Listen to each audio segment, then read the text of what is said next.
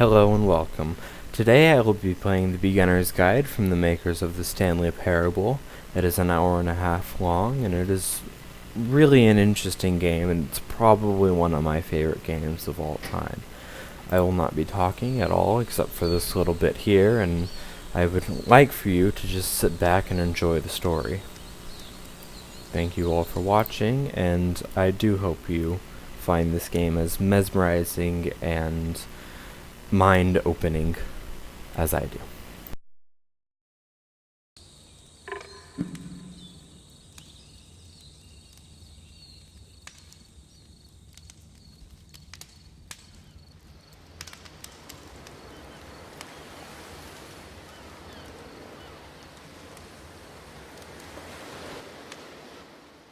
Hi there.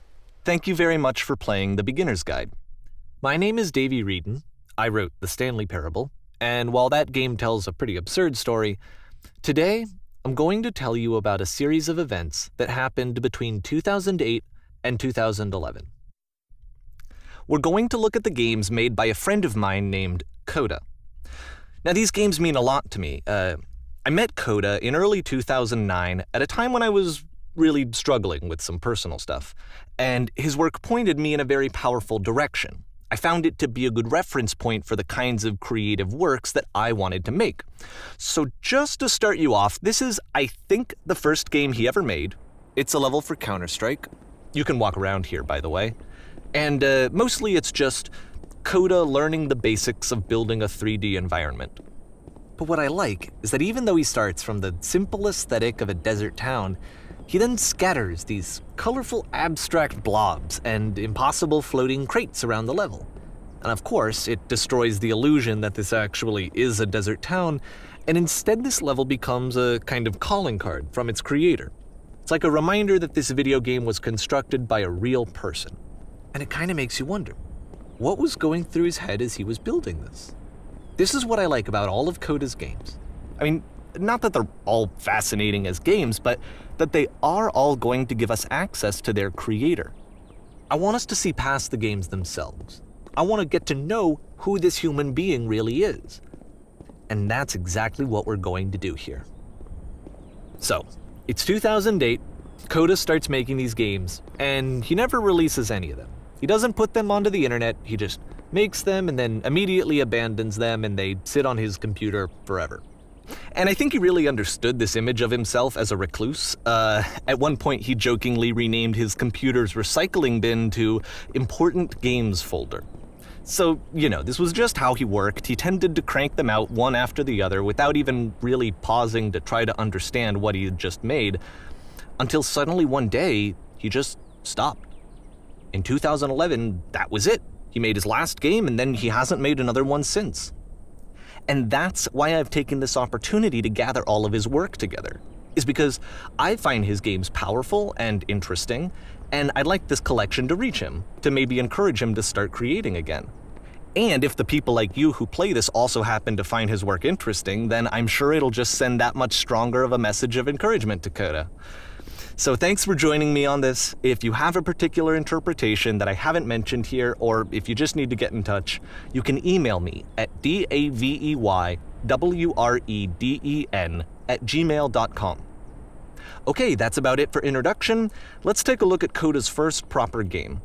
As each game is loading, I'll show you the date that it was completed. This first one was made in November 2008.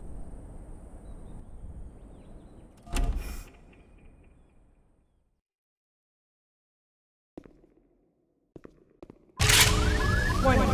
Whisper machine active. Shift to structure imminent. This game is called Escape from Whisper, and it's one of the more generic games you'll see from Coda.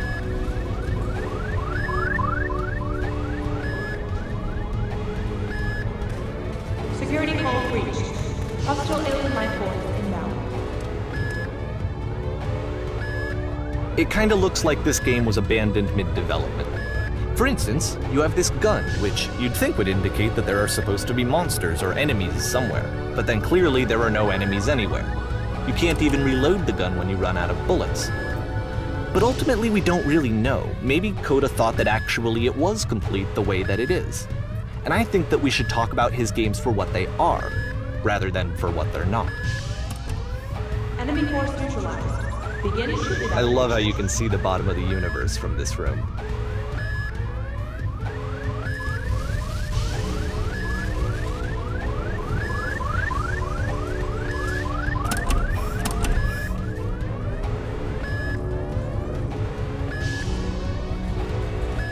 Apparently, this space station has a labyrinth on it.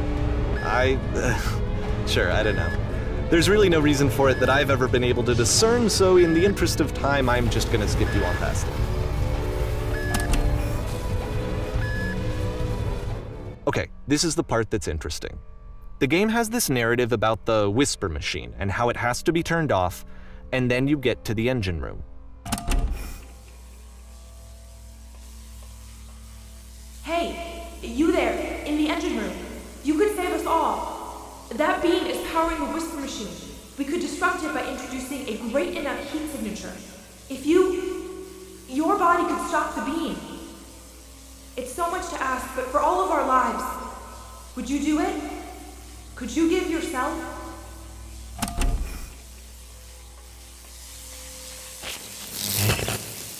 Let me pause here for a second. What you just experienced, stepping into the beam and then dying, is probably what Coda had initially intended when he was developing this level. But when he first compiles and plays it, something goes wrong. There's a bug somewhere. And this is what happens instead.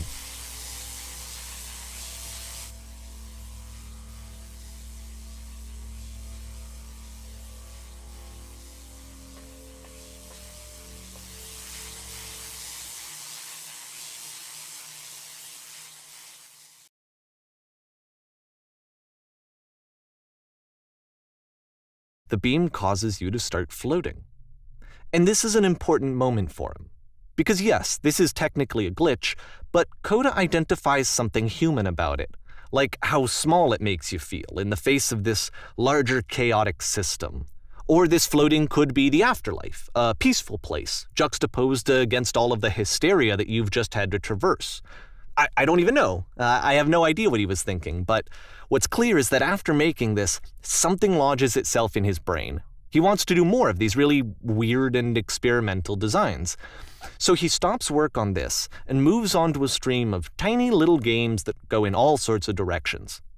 Let's go ahead and take a look at the first game he made after leaving this one behind.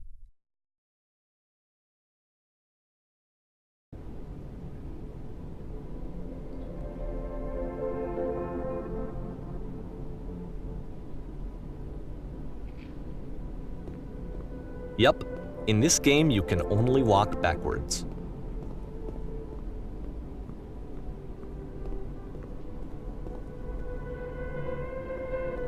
So it's a short and relatively minimalist experiment combining motion and narrative. It is less advanced than the previous game, but actually it seems to be more focused, more complete. Coda's trying to give it a unique voice rather than simply basing it on a pre-existing trope.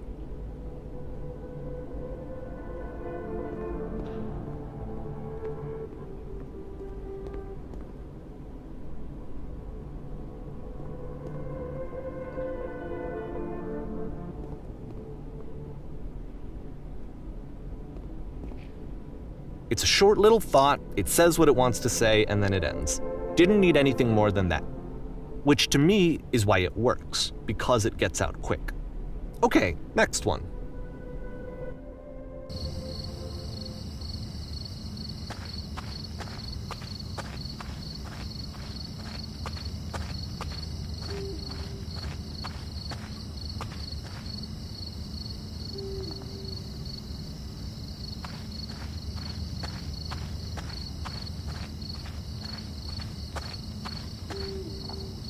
And that's it. Okay, the meaning of this game won't be clear just yet. Please be patient with me for a few more games, and I promise you'll see what makes it interesting.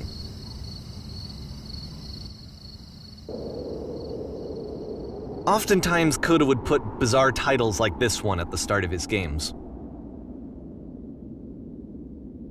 I wish I'd known him at the time that he was making these early games. He would really only talk to me about his work as he was making it. Once he stopped work on a game, that was it. It was dead to him. And I don't agree with that at all, but what are you gonna do?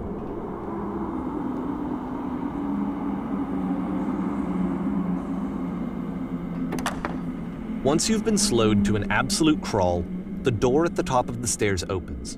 So why, if Coda's not showing these games to anyone, why bother opening the door at all? Well, to show you, I'm modifying the game here so that when you press enter, it'll bring you back up to full speed so you can enter the door for yourself.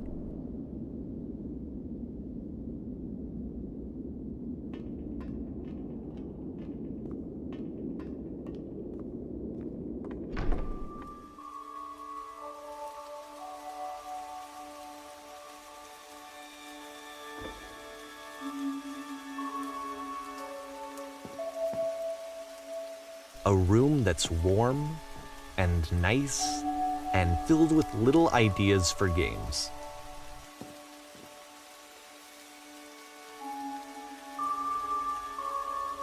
Coda would often tell me that he didn't mind if people thought of him as cold or distant.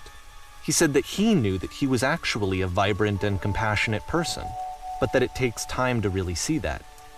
It can be a very slow climb to get there.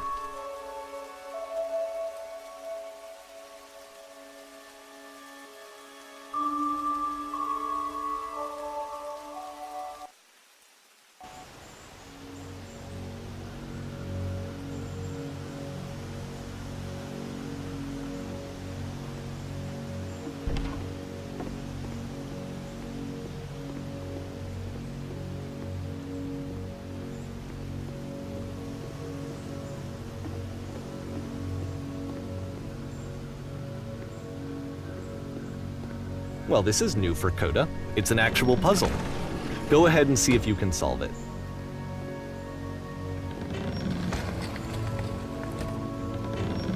Don't forget that solution, because we're going to see this puzzle again soon. We're gonna see it a lot.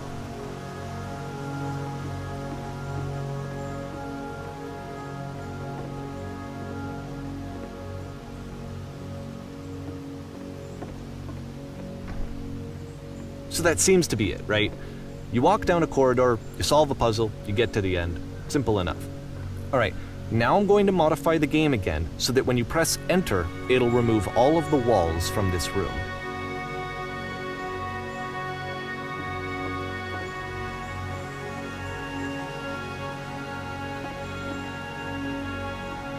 How about that? There was more to it than we had any way of knowing. I actually find it funny that this game comes after the Stairs game, since they essentially convey the opposite idea. So, in the Stairs game, a dull exterior concealed a rich interior. And then, in this level, a dull interior hides this fantastic outer world. Either way, I think that the point is the same, is that most of the time you don't get to know what you're missing, or even that you're missing anything. That's not your role as a player. So if your role here is not to understand, then what is it?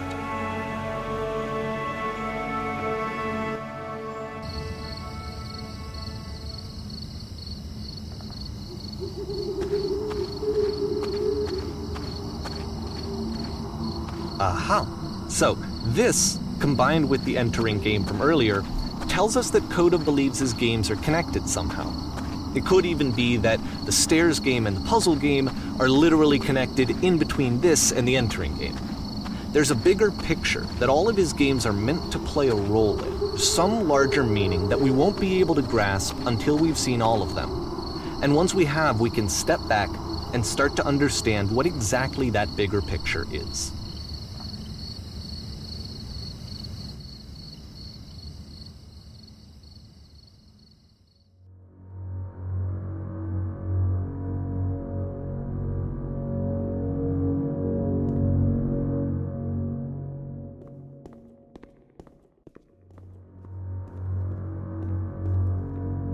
Let's talk about video game development for a second. Every video game runs on what's called an engine, which determines what the game can and cannot do. So in other words, the engine is a set of tools for game development. To make all of these games, Coda is using an engine called Source. Like all engines, Source has certain things that it does well, and it has certain things that it does poorly. One of the things that it does very well is boxy linear corridors. That's why so many of Coda's games are set in these large, flat, empty rooms, is just because he's working with what the engine does well. The tools available to the creator shape what kinds of creative work they're going to end up making. You might consider paying attention to the architecture in Coda's games to notice how they seem to stem from an engine that's very good at producing linear, boxy corridors.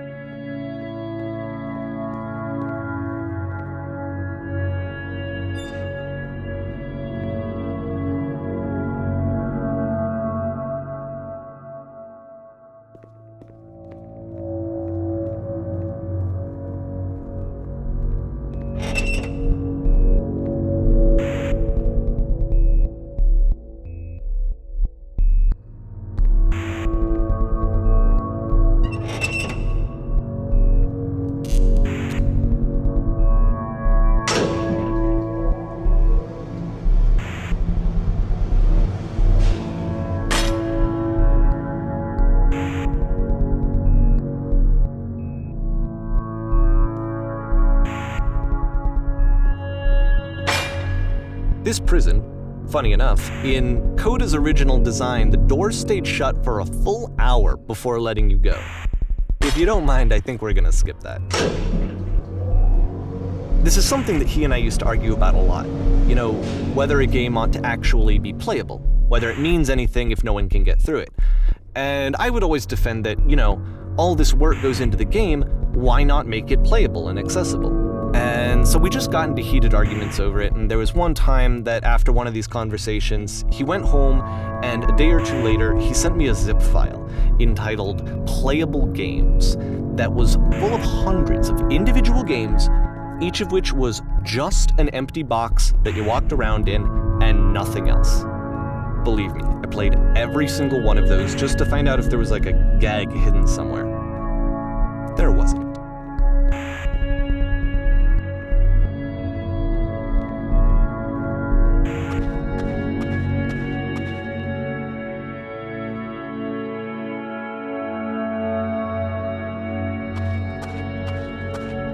It's the puzzle again, with the exact same solution as the last time.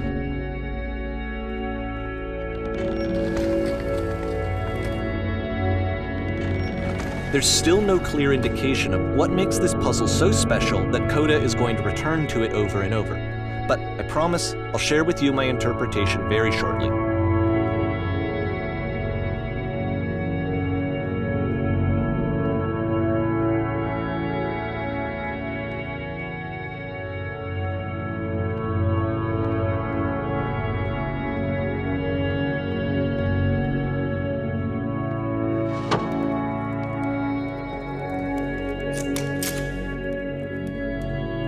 Here, Coda begins using a kind of dialogue system that he fashioned out of the engine's chat capabilities. Use the 1, 2, 3 buttons on your keyboard to respond.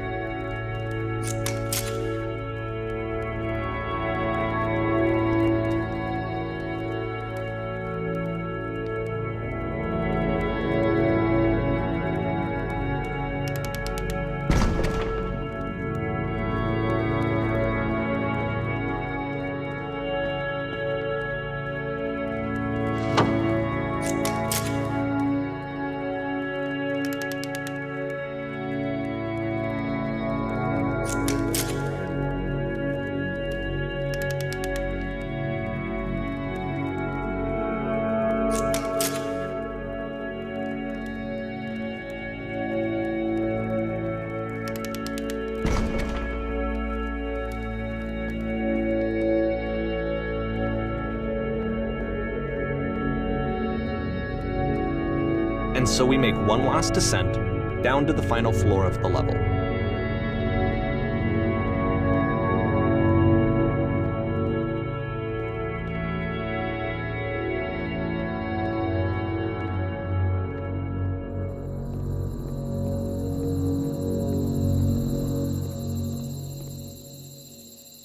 It's a lamppost. Okay, I can't tell you quite why, but for some reason, Coda fixates on this lamppost. It's going to appear at the end of every single one of his games from here on out. I'll tell you what I think. I think that up to this point, he's been making really strange and abstract games with no clear purpose, and maybe you can only float around in that headspace for so long. Because now he wants something to hold on to. He wants a reference point. He wants the work to be leading to something. He wants a destination, which is what this lamppost is. It's a destination. We're going to see it in the work as well. His games are just going to become a lot more cohesive, a lot more fully developed, with more of a clear idea behind them. And as we go, that idea will get clearer and clearer and clearer.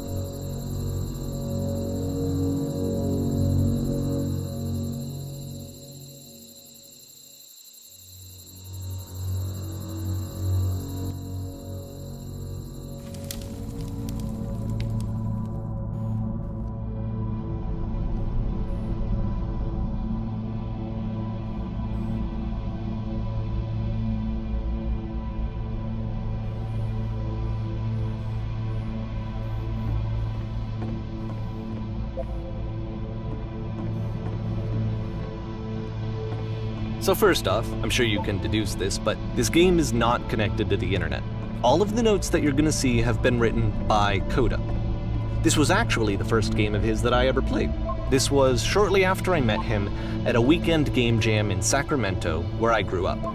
I saw him working on this very level, and it was just so different from anything that anyone else was doing. So right away I was like, I have to be friends with this person. In retrospect, I think I was probably a bit too pushy, trying to get his attention. I was over-enthusiastic. But he was very gracious about it and very patient with me. And I cooled off eventually. Oh, feel free to skip over any of these notes if they're not doing anything for you. Nothing extra is going to happen if you read all of them. Either way, to me they convey a sense of loneliness. I see this person who's filled with thoughts and feelings and beliefs and has no way to express them except as scattered and unheard voices in a game that wasn't meant to be played.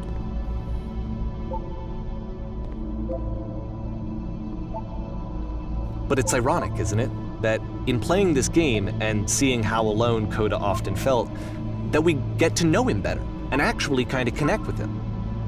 And I have to be honest with you, this idea is really seductive to me, that I could just play someone's game and see the voices in their head and get to know them better and have to do less of the messy in-person socializing.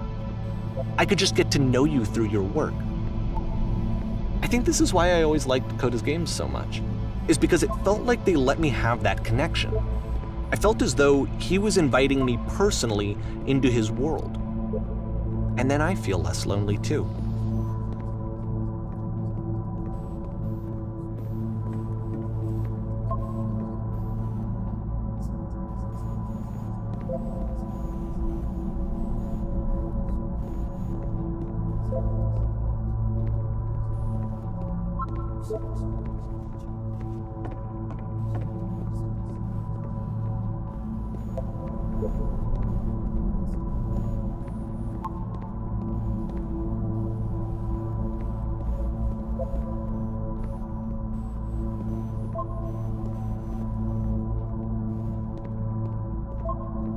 At the end of this level, we're going to see the puzzle again.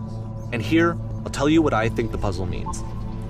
Each of these games represents an idea that was on Coda's mind at the time that he was making it.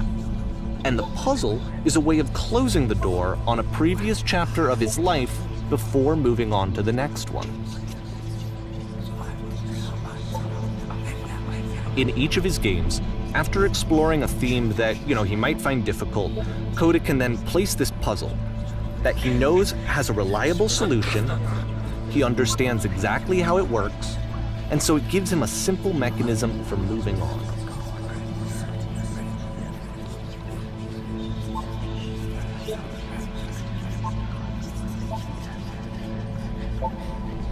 And because there's this dark area between the doors, a space between spaces, before you move on, you get to pause. Just for a moment, a few seconds to reflect on and let go of the events that led you here. To step back and connect the pieces together. To grasp at that elusive bigger picture.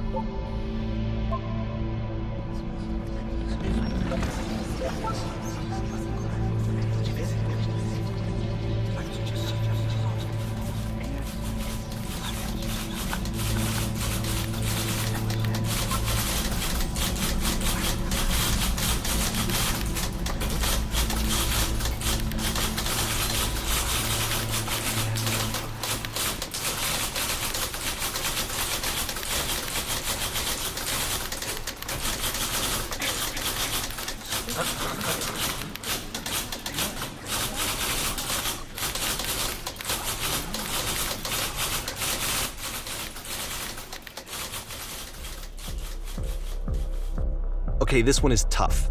It's gonna kinda just spin its own wheels for a few minutes. Hang with it.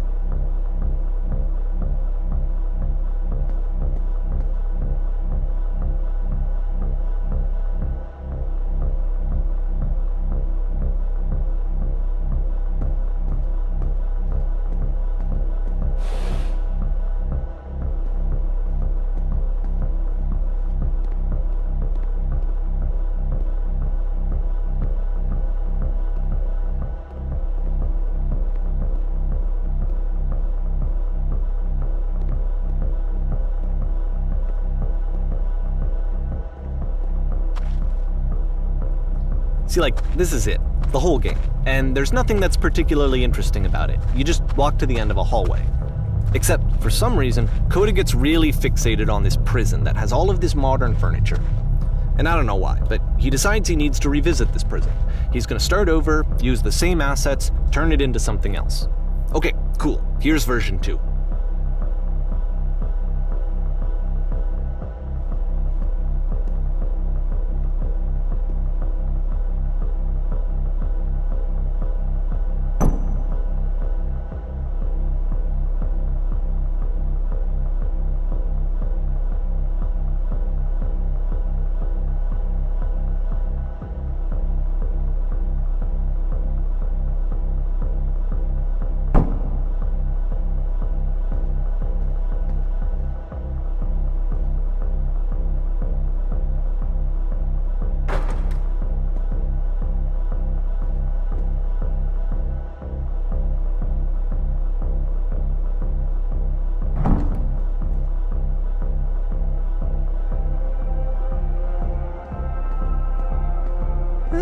There's a bit more to this one, but still it's not really communicating anything. It's kind of just weird for weirdness' sake.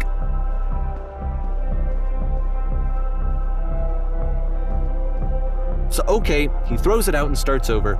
This time he comes at the prison idea from a different direction.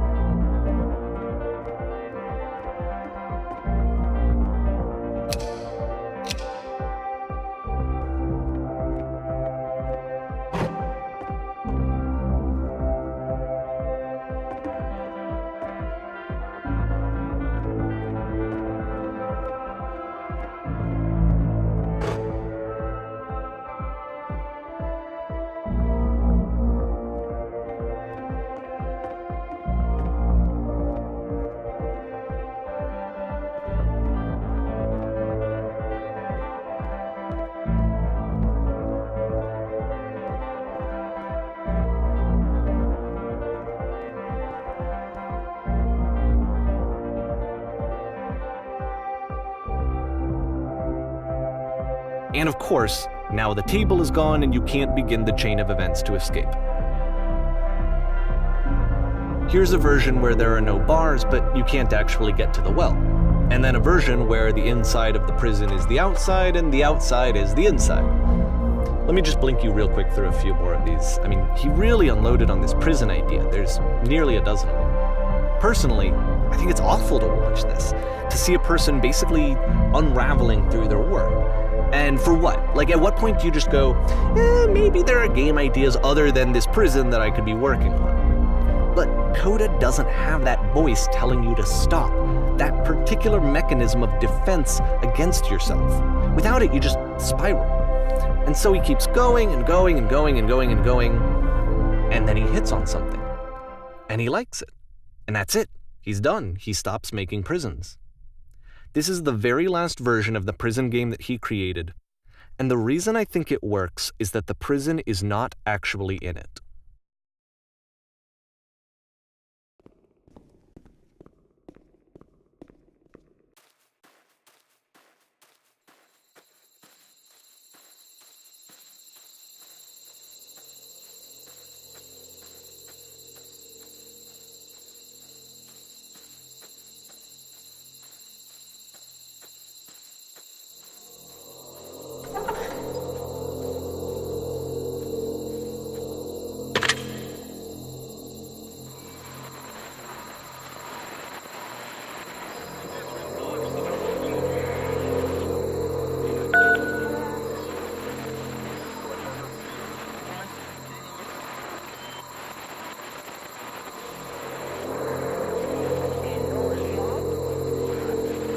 It's a conversation.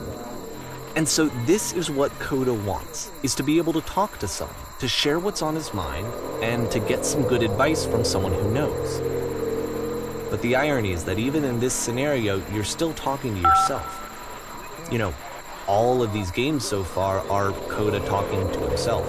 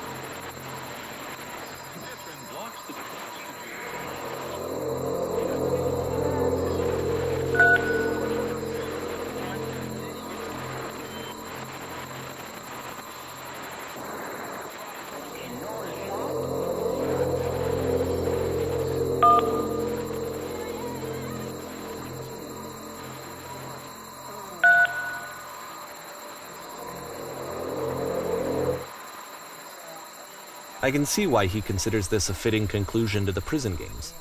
After all of the obsession and frustration, just to be told by someone you can trust that things are going to be okay. Wouldn't that be nice?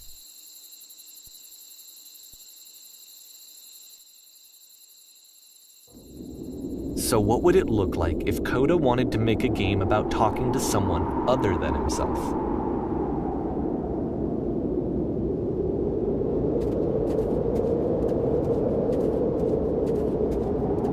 To me, this environment is meant to represent Coda's puzzle, with the two doors on either side and a dark transitional space between.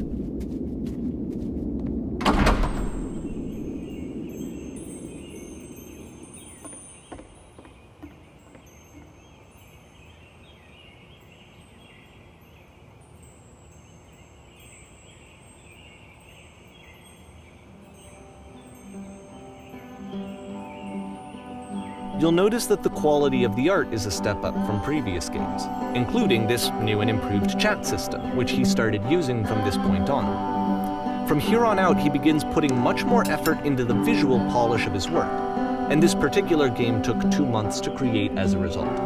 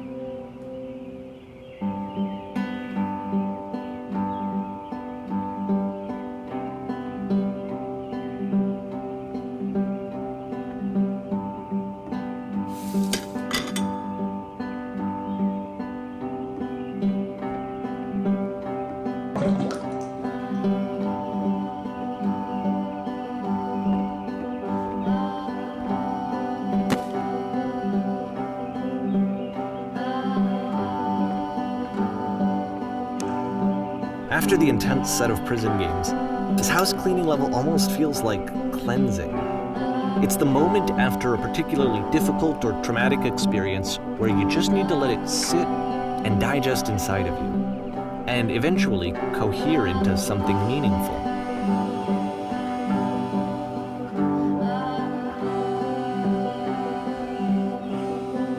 I know that Coda really liked this game. Of all of his work, actually, this was the only one that he called me up to ask me to come over and look at it. This was during a period of a few months where he was grossly happy all the time, just walked around with a constant smile on his face.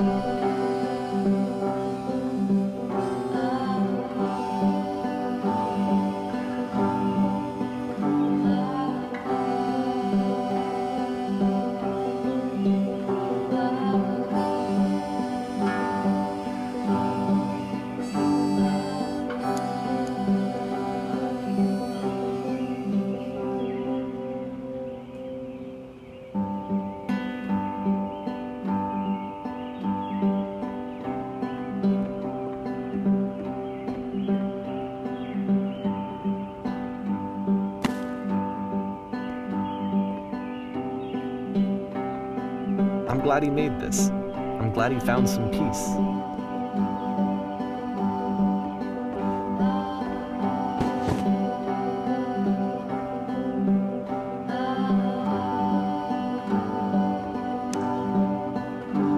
But, of course, it can't last. The music stops, your companion is gone, it's time to leave. The door at the top of the hill is now open as well. Again, you can't stay in the dark space for too long. You just can't. You have to keep moving. It's how you stay alive.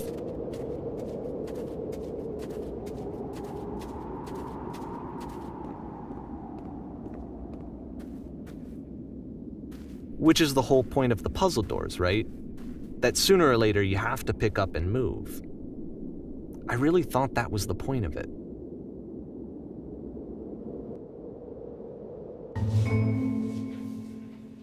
This one gets a bit goofy.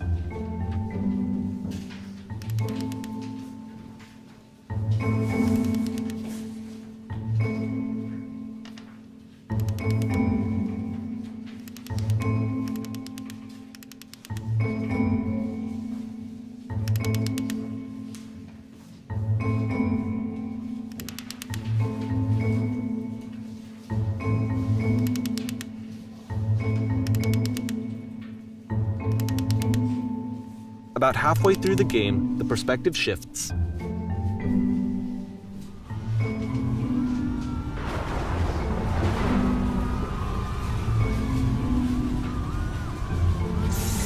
And you play as the teacher. And suddenly, you discover that your teacher is just as bigoted and afraid as you are. Oh, and also you can move around the classroom now.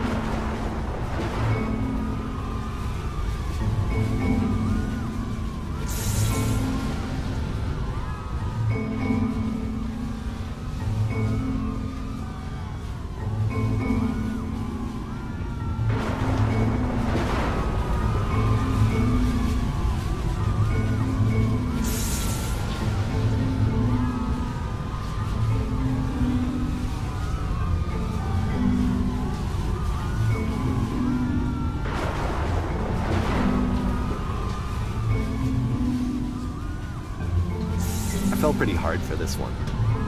I feel like it's one of the most relatable experiences that you can have. To assume that some other person is perfect and totally fulfilled in every way, and completely miss all of the little flaws that make them painfully human. I think about this game a lot these days.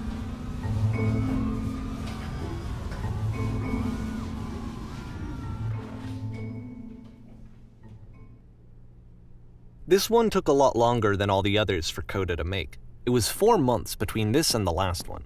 That's twice as long as it took him to make any other game before this, and it's not like it's particularly complex, so I remember I found that a little strange at the time.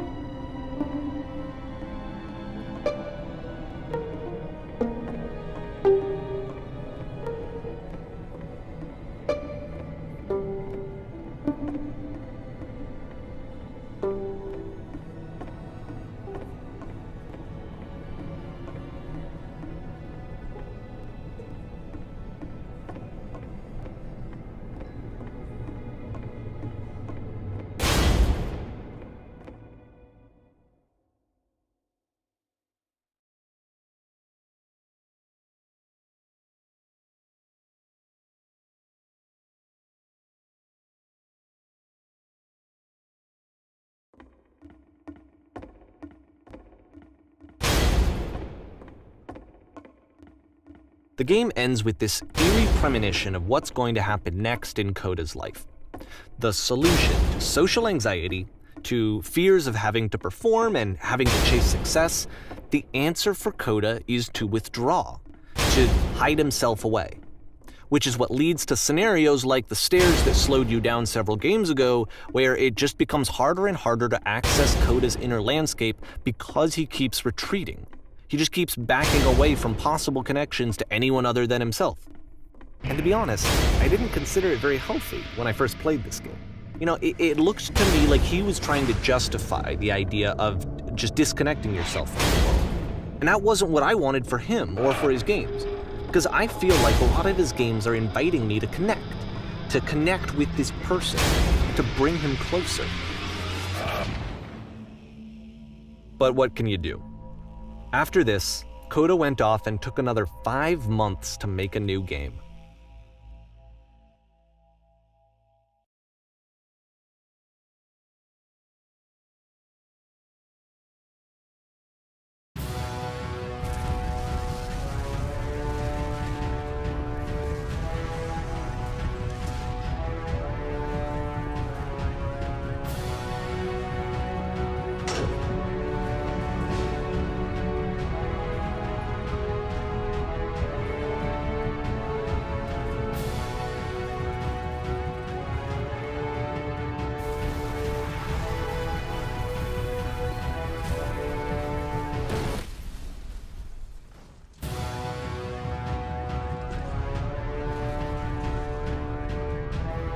You should probably open your eyes if you haven't already. It's pretty much impossible to solve otherwise. And there is a solution, by the way.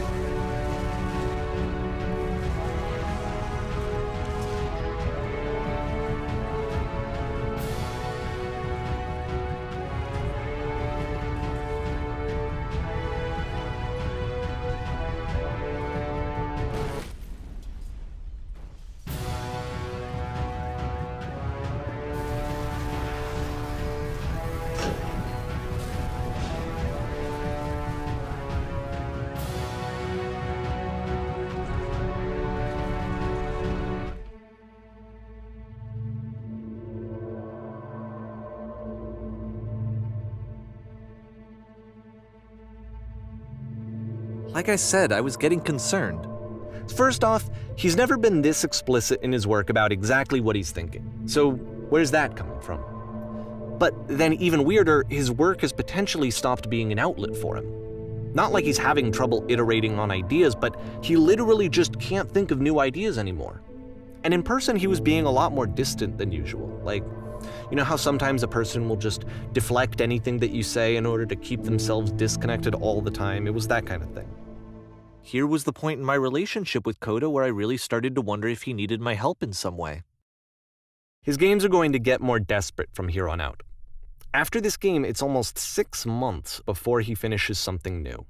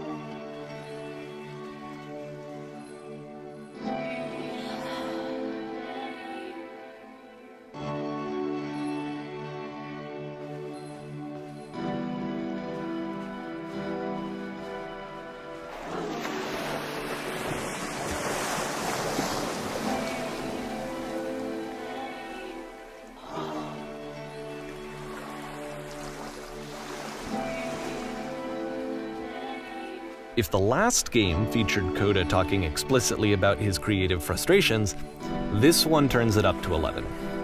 Now, put yourself in my shoes playing this.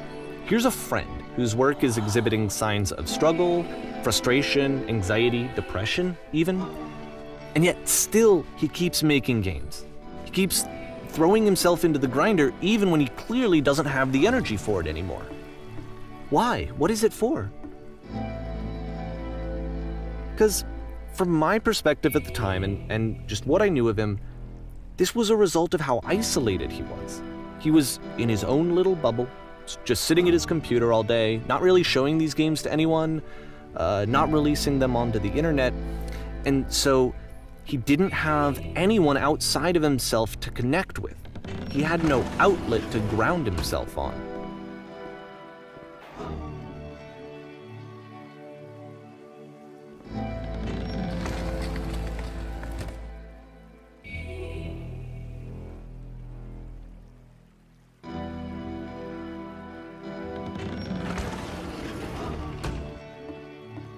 You can't talk yourself out of loneliness. It doesn't work that way. You can't be the one writing both the questions and the answers. Then there's no movement. Then there's no circulation. If all of your anxieties are being channeled into your work, then if the work ever fails, you have no backup and you're just going to crash.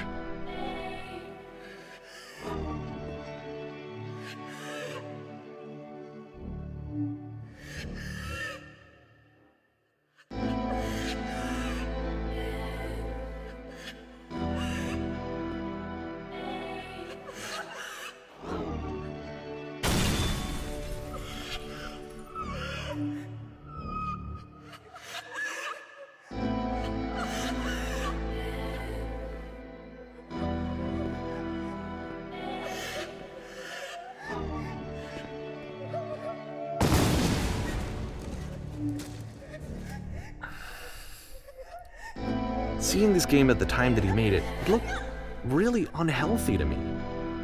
I was watching him do this to himself, and I hated it. I hated seeing him so trapped. It's like, video games are not worth this amount of suffering. This is someone I really cared about, and I used to get so much joy out of seeing him create.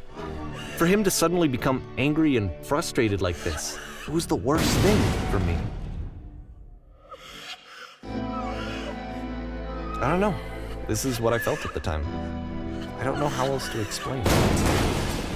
I wanted it to stop more than anything. I had never felt so rotten. I needed more than I had ever needed anything for this to stop. But it didn't stop. After finishing this one, Coda takes another 7 months and comes up with a new game.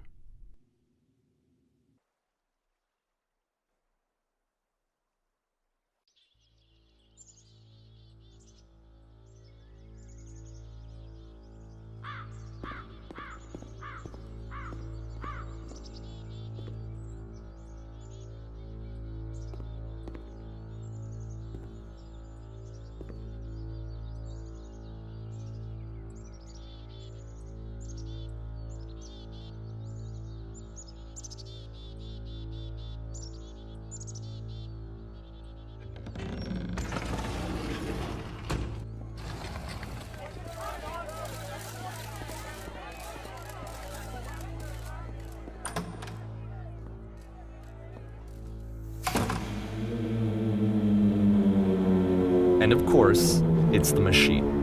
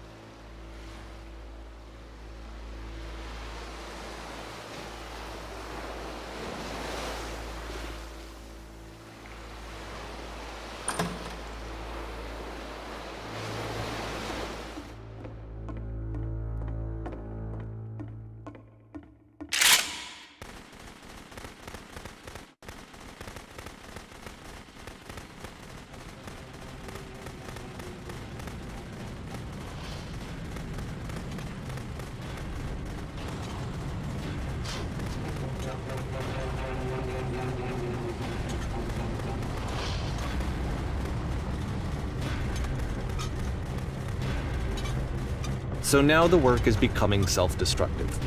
And I'll tell you, at the time that I first played this game, shortly after he made it, here's what I'm thinking to myself. I'm thinking that Code is stuck in his own head, and that it's having a very negative effect on him, and that all he needs to do is just start showing his work to people, to get some actual feedback on his games. It might get him out of isolation. And so, as I'm thinking this, I realize that I could be the one to initiate it. Because it would never occur to Coda to start actively soliciting feedback, so what if I did it for him? If he could see the difference it would make to have more actual conversations with other human beings, would that bring him out of his mental spiral? Would it give him confidence in himself? Would it bring meaning back into his work?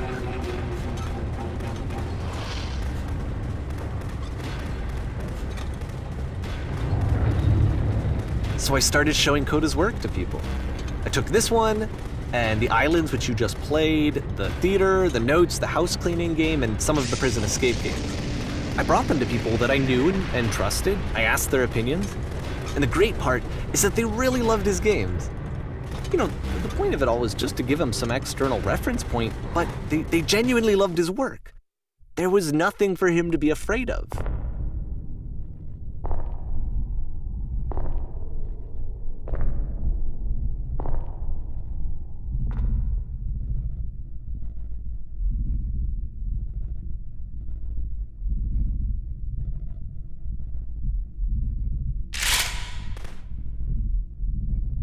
Can you see why I felt like this was the right thing to do? Because it's the thing that I always feel like I need, to be told that my work is good, that I am good. When someone really connects with a thing that I've made, when they see themselves purely in my work, there's nothing that feels better. And I got to give that very same feeling to my friend. I did something... I really felt like I'd done something good, like I was a good person. I felt like there was a friend who was in trouble and was unhappy and maybe didn't like themselves, and I could fix it. If I could give him this gift, maybe I could fix the problem. When they told me how much they enjoyed his games, it was the best feeling. It was the absolute best feeling. It made me feel so happy. So beautifully, beautifully happy.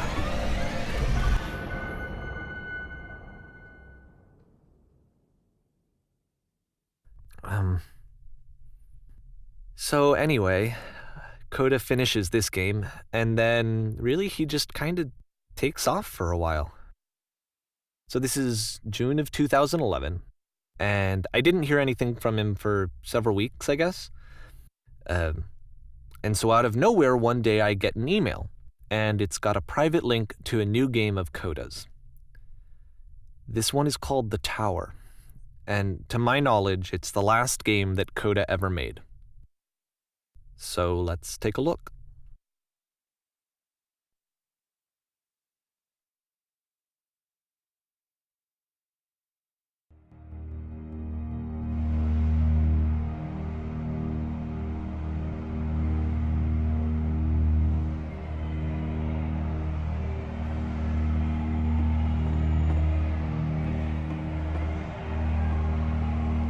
And this is where I have trouble saying anything meaningful about Coda's work.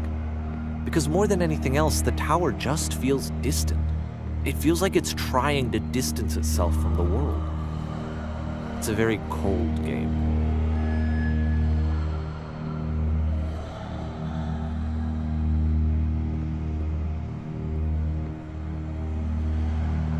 This room actually has a maze in it.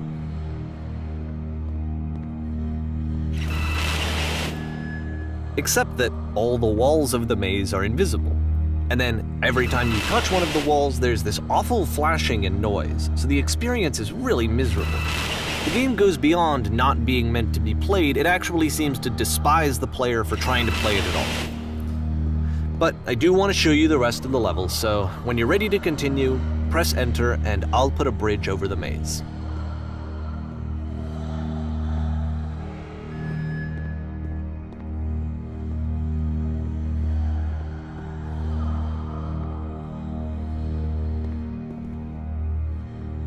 And to be fair, it's not like this is the first game that's needed some modification to be playable.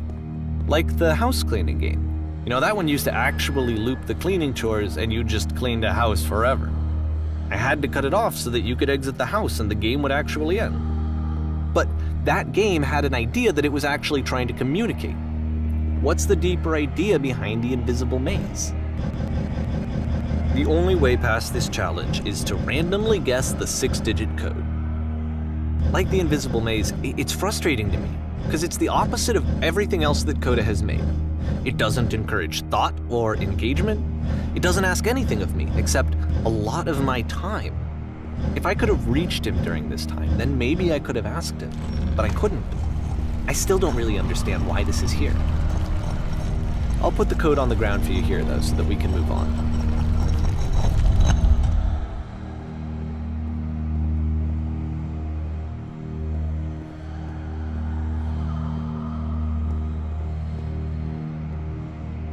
The switch to open this door is actually on the other side of the door, meaning that it's literally impossible to solve from this side. So even if you somehow brute forced your way through the first 2 challenges, and you got to this point, there's actually just no way to progress. And it's scary for me, the idea of Coda cutting himself off entirely, just saying, you know, that's it, that's the end of the conversation, not giving me any way to fix the problem. I feel like a failure, I guess. When I can't fix the problem. But I can open this door for you, so let me do that.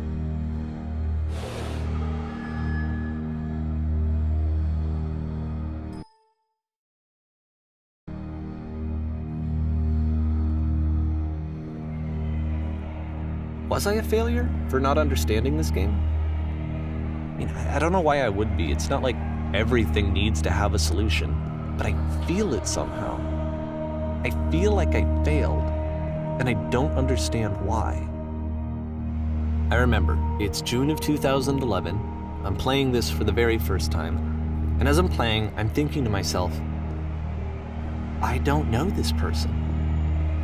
I have no idea who this person is. It wasn't the guy I knew, it wasn't my friend.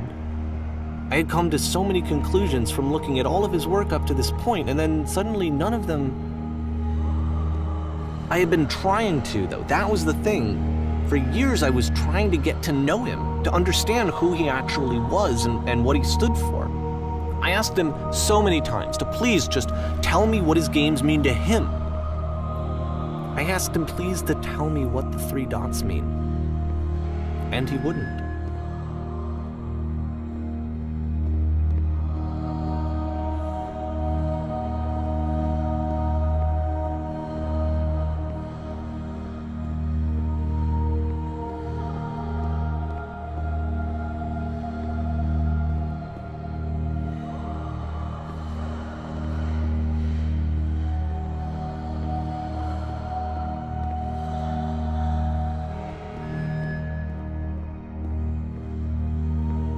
I just felt so strongly that if I could have connected with him, that if I could have somehow made his work my own, that I would finally be once and for all happy.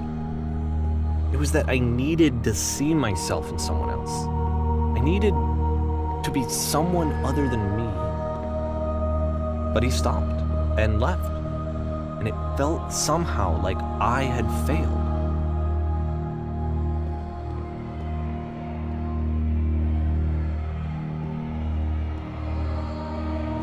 Where did I screw up?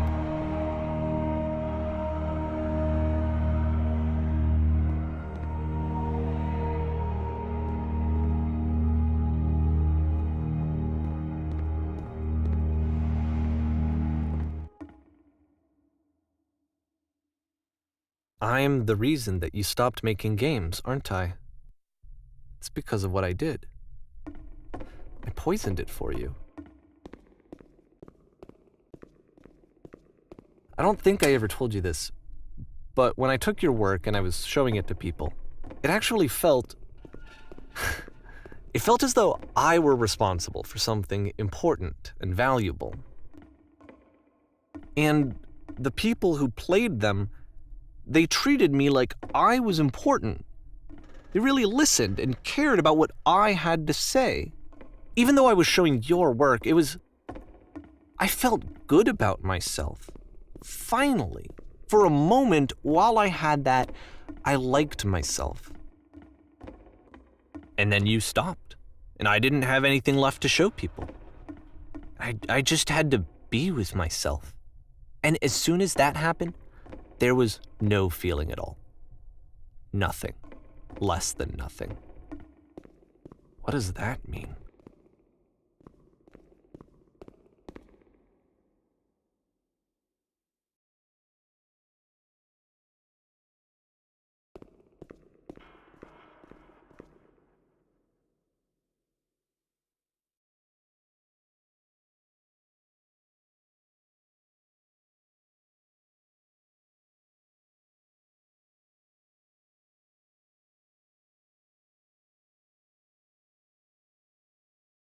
I'm afraid that I did something really stupid because I don't like myself.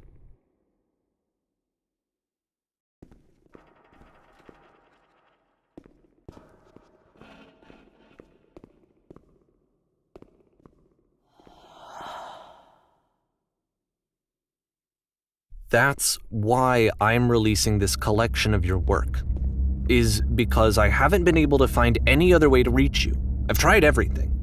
And so a part of me has hope that if I put this compilation out into the world, and if I put my name on it, that maybe enough people will play it so that it'll find its way to you, so that I can tell you that I'm sorry. I know I screwed up. If I apologize to you truly and deeply, will you start making games again?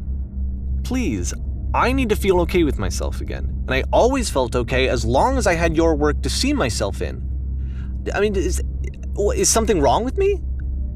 Because I know that I did an awful thing, and I'm doing it again right now. Like, I'm showing people your work, but I can't stop myself from doing it. That's how badly I need to feel something again, like I'm an addict. There has to be something wrong with me. Can I apologize? What if I tell you I was wrong? Will that work? Will that fix it? I don't know. I don't think it will, but there's nothing else that I can do. Just tell me what you want. I'm sorry. I'm sorry. Please, start making games again. Please help me. Please give me some of whatever it is that makes you complete. I want whatever that wholeness is that you just summoned out of nothing and you put into your work. You were complete in some way that I never was. And I want to know how to be a good person. I want to know how not to hate myself. Please. I'm fading, and all I want is to know that I'm going to be okay.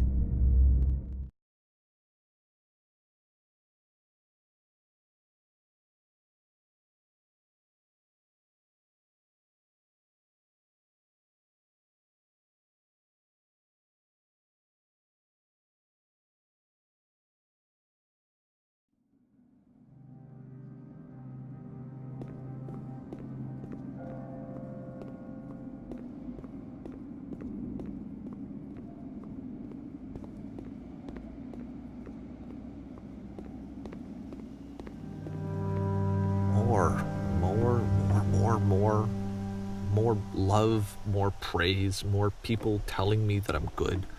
Always more. It's like a disease.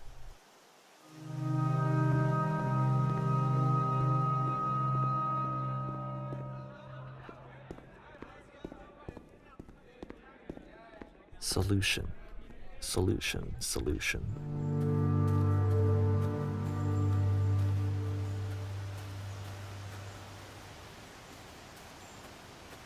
I guess if someone had told me ahead of time that he just really enjoyed making prison games, maybe I wouldn't have thought he was so desperate. I wouldn't have told so many people that he was depressed. Maybe he just likes making prisons.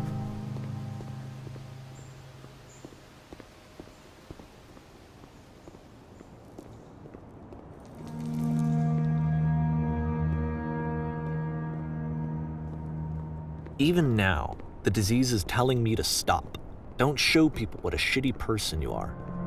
They'll hate you.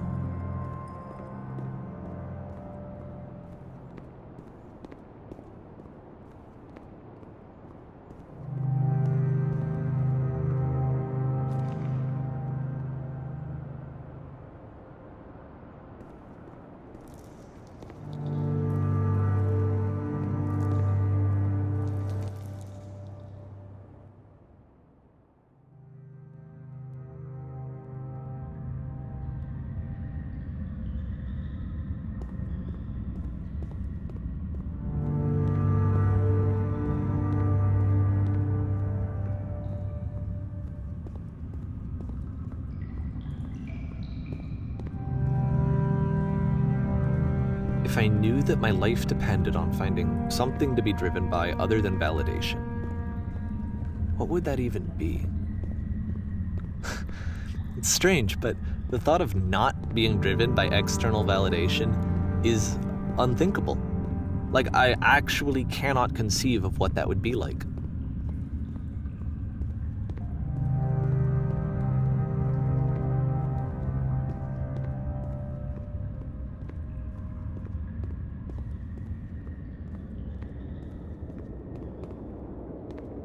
What now?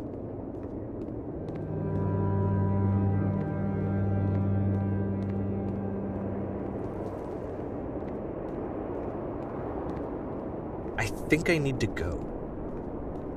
And I'm sorry, because I know that I said that I would be here and I would walk you through this, but I'm starting to feel like I have a lot of work to do. I have a lot that I need to make up for, and so I'm just gonna... Okay.